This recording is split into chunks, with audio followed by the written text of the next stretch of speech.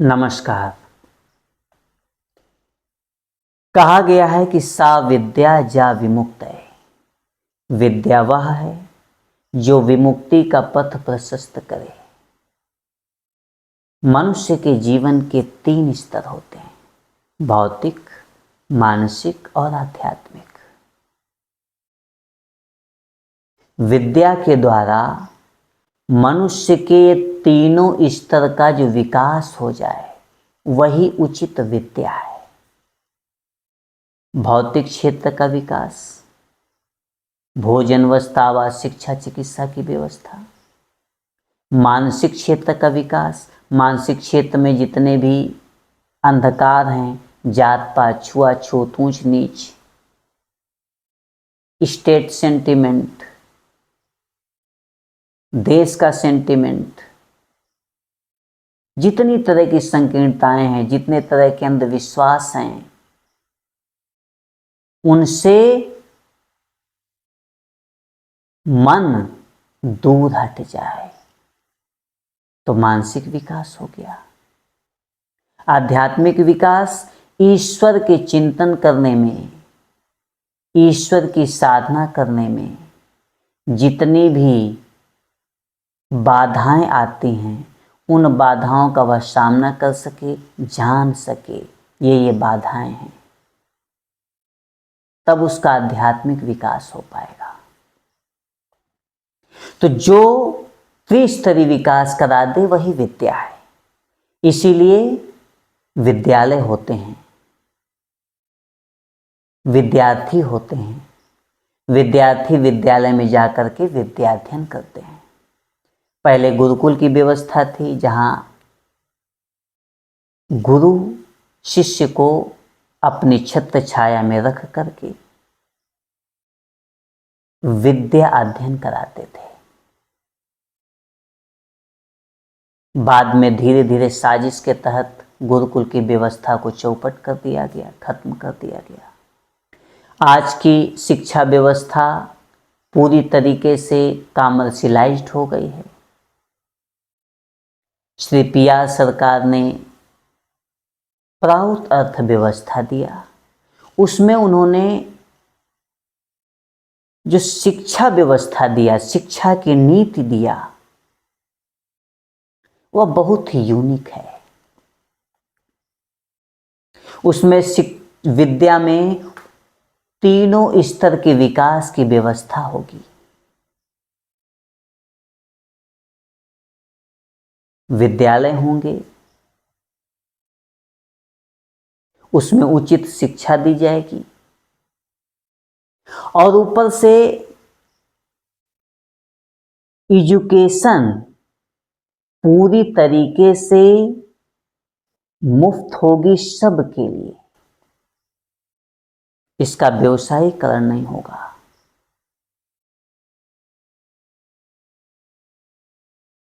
व्यवसायीकरण होने से सारे लोग पढ़ नहीं सकते हैं। जब सारे लोग शिक्षित नहीं होंगे तो लोग यह नहीं जान पाएंगे कि किस तरह से हमारा शोषण हो रहा है। इसलिए आवश्यकता है कि सभी को शिक्षित करने की। तो प्राउत नीति के अनुसार शिक्षा सबके लिए एक समान और निःशुल्क होनी चाहिए। गांव में और शहर में शिक्षा की जो व्यवस्था है एक समान होनी चाहिए, ताकि गांव के व्यक्ति को शहर पढ़ने के लिए जाना न पड़े कि वहां जाएंगे फिर रेंट पर मकान लेंगे, वहां रहेंगे, फिर पढ़ाई करेंगे। ऐसा नहीं। गांव में भी वही व्यवस्था, शहर में भी वही व्यवस्था, जो जहां रह रहा है, और सारी सुविधाएं भी।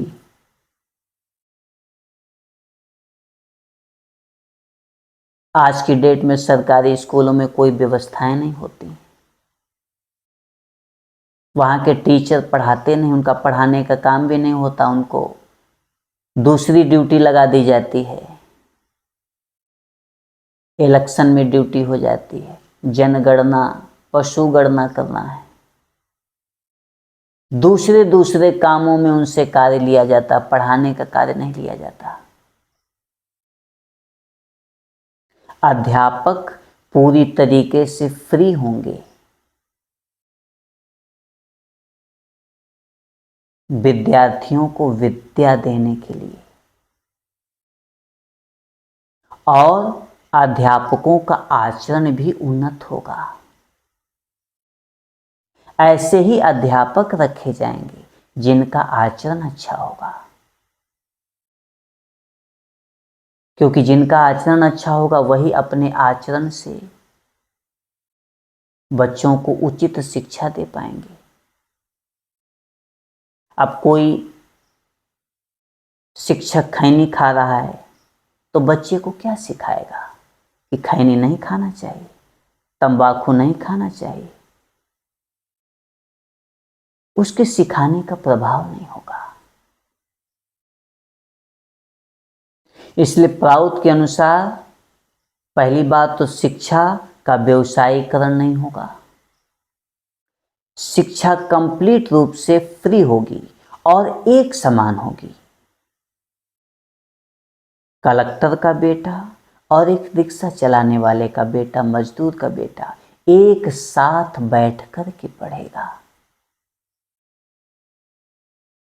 दोनों को एक साथ एक समान व्यवस्था होगी।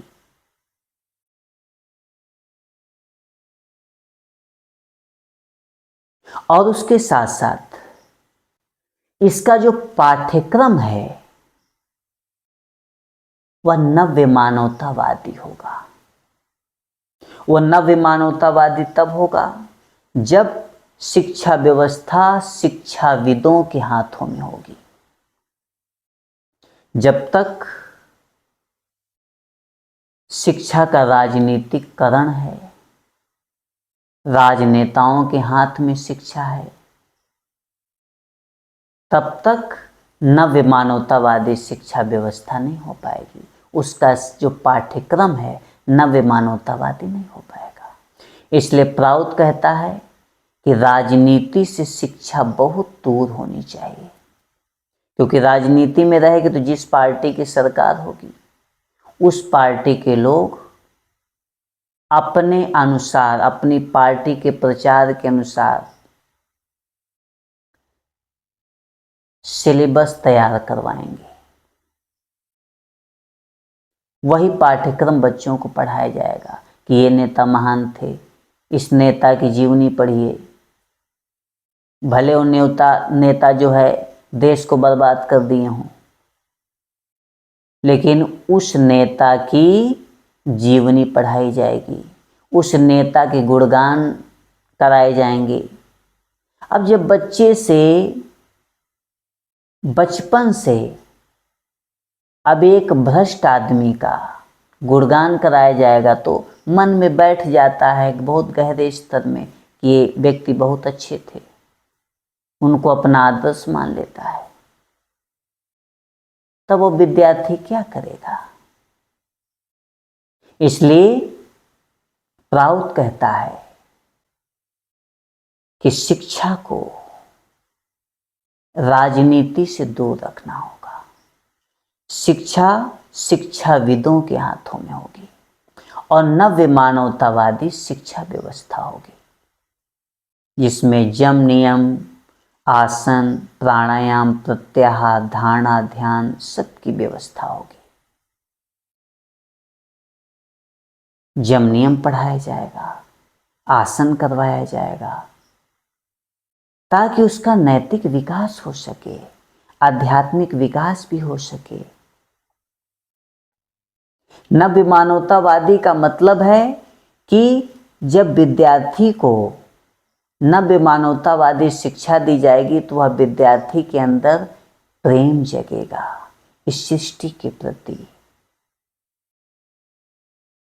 नव्य मानवतावाद का मतलब है कि सबसे प्रेम करना, सभी की सेवा करना। मनुष्य ही सिर्फ नहीं, पशु पक्षी, पेड़ पौधे, झरने, सबके विकास के बारे में सोचना और उस पर कार्य करना।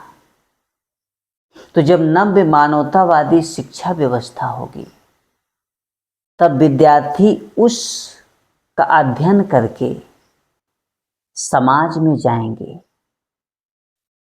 तो समाज की सेवा करेंगे। फिर शोषण नहीं करेंगे,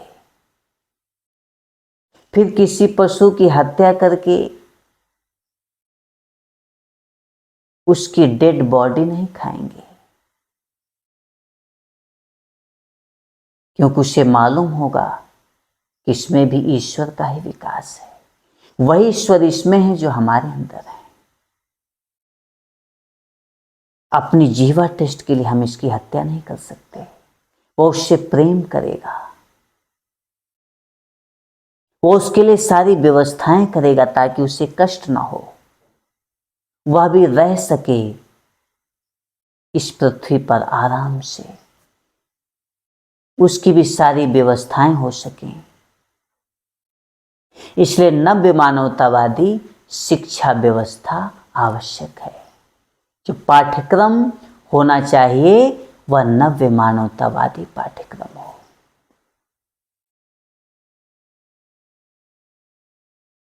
और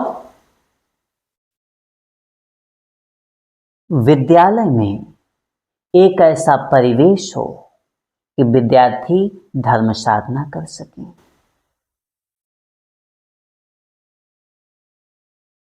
विद्यालय में उसे जब नव्य मानवतावादी शिक्षा दी जाएगी तो वह जात पात की शिक्षा नहीं होगी। वह बचपन से सीखेगा कि हम मनुष्य हैं, सिर्फ हम मानव जाति के हैं। हम चमार, पासी, ब्राह्मण, क्षत्रिय, वैश्य, शूद्र ये सब नहीं हैं। ये तो मेंटल कलर होते हैं। वो जान पाएगा कि हम मनुष्य हैं और मनुष्य के जीवन का उद्देश्य ईश्वर की प्राप्ति है। खुद को जानना है कि मैं कौन हूं। उसके लिए वह धर्म साधना कर पाएगा, धर्म साधना का सुयोग पाएगा। वह विद्या से ही होगा।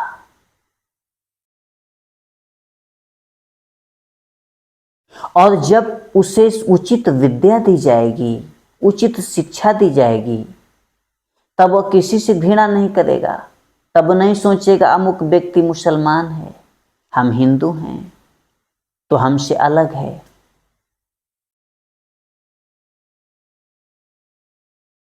फिर तो सोचेगा कि ये तो सब परम पुरुष का विकास है। हिंदू मुसलमान की तो शिक्षा ही नहीं दी जाएगी उसे। वह तो सिर्फ मनुष्य होगा और सभी को मनुष्य ही मानेगा और मनुष्य मान के प्रेम करेगा।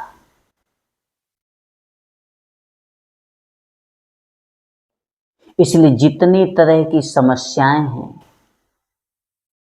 जो मनुष्य मनुष्य से घृणा करता है, मनुष्य मनुष्य को मार देता है जात के नाम पे, मजहब के नाम पर, ये हिंसाएं बंद हो जाएंगी सिर्फ शिक्षा व्यवस्था से। नव्य मानवतावादी पाठ्यक्रम से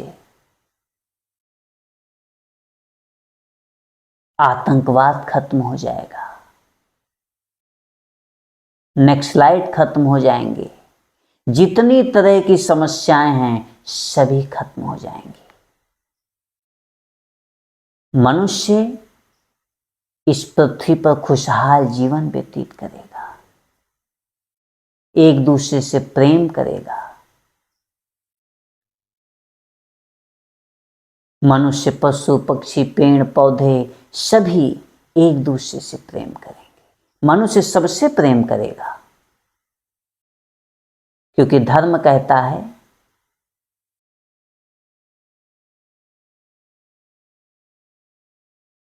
कि सबसे प्रेम करो। धर्म मनुष्य को बांटना नहीं सिखाता है, मजहब बांटता है। हिंदू, मुस्लिम, क्रिश्चियन, बौद्ध सब धर्म नहीं है, मजहब है, संप्रदाय हैं, मनुष्य द्वारा बनाए गए हैं।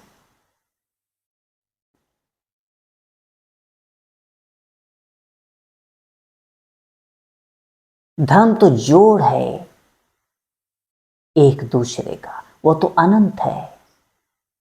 मनुष्य, पशु, पक्षी, पेड़ पौधे, झरने, धर्म प्रेम करना सिखाता है। इसलिए जिस दिन शिक्षा व्यवस्था ठीक हो जाएगी,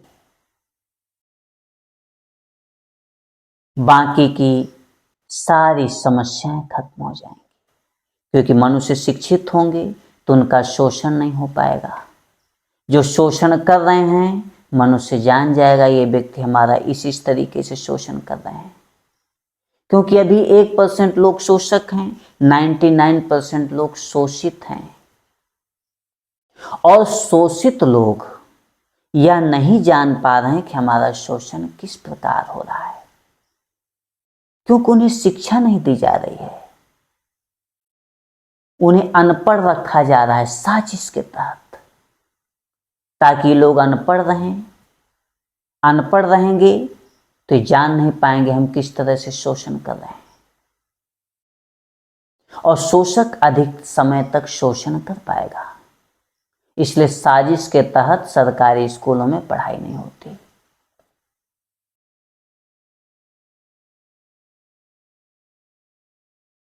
और जब शिक्षा का प्राइवेटाइजेशन कर दिया गया है, व्यवसायीकरण कर दिया गया है,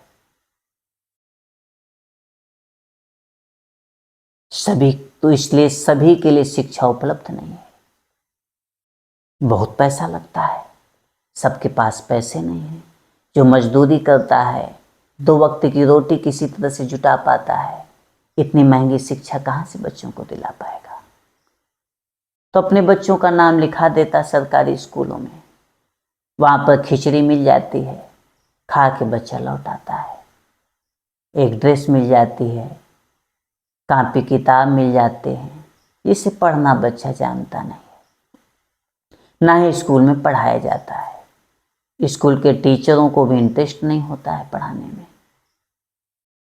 वो जाते हैं, अपनी हाजिरी बना करके चले आते हैं, या अगर रहेंगे तो सोते हैं, अपना टाइम पास करते हैं, ताश खेलते हैं, किसी तरह से टाइम पूरा करना है।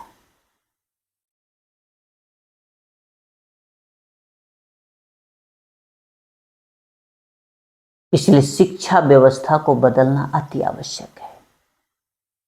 इसलिए प्राउड कहता है कि नव्य मानवतावादी शिक्षा व्यवस्था होनी चाहिए। और नव्य मानवतावादी जब पाठ्यक्रम होगा, तभी मनुष्य हर तरह के शोषण से बच पाएगा। तभी मनुष्य मनुष्य हो पाएगा और उसके बाद देवत्व में प्रतिष्ठित हो पाएगा। तभी वो धर्म साधना कर पाएगा। श्री पिया सरकार ने प्राउत अर्थव्यवस्था दिया ही सिर्फ इसलिए है कि मनुष्य साधना कर सके, क्योंकि मनुष्य का जीवन धर्म साधना के लिए मिला है। अब एक व्यक्ति भूखा है, तो भूखा व्यक्ति धर्म साधना न कर सकेगा, वो पहले रोटी मांगेगा। इसलिए कहते हैं कि गरीब समाज कभी भी धार्मिक नहीं हो पाता है।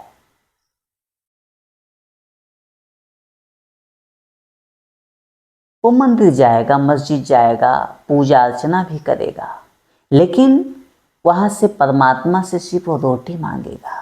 कहेगा, हे भगवान मुझे भूख लगी, मुझे रोटी दे दो। मेरा घर नहीं है, मुझे घर दे दो। मैं बीमार हूं, मेरे पास इलाज कराने के पैसे नहीं, मेरी बीमारी हर दो। उसकी आस्था पेट से जुड़ी होगी, क्योंकि भूखा है। और जब नीचे की आवश्यकताएं पूरी हो जाती हैं, भोजन, वस्त्र, आवास, शिक्षा, चिकित्सा, तब मनुष्य अपने आत्मिक विकास के बारे में सोचता है, तब मन वहां जाता है। इसलिए श्री पिया सरकार ने प्राउत दिया इस पृथ्वी के कल्याण के लिए, जगत के कल्याण के लिए। और वही व्यवस्था इस पृथ्वी को बचा सकती है। पूंजीवादी शोषण और साम्यवादी शोषण से। इसलिए हर एक मनुष्य को जानना होगा कि प्राउत क्या है, प्राउत की शिक्षा नीति क्या है, प्राउत की चिकित्सा नीति क्या है। और जब जानेंगे तब हम जागरूक होंगे और इस शिक्षा व्यवस्था को लागू कर पाएंगे।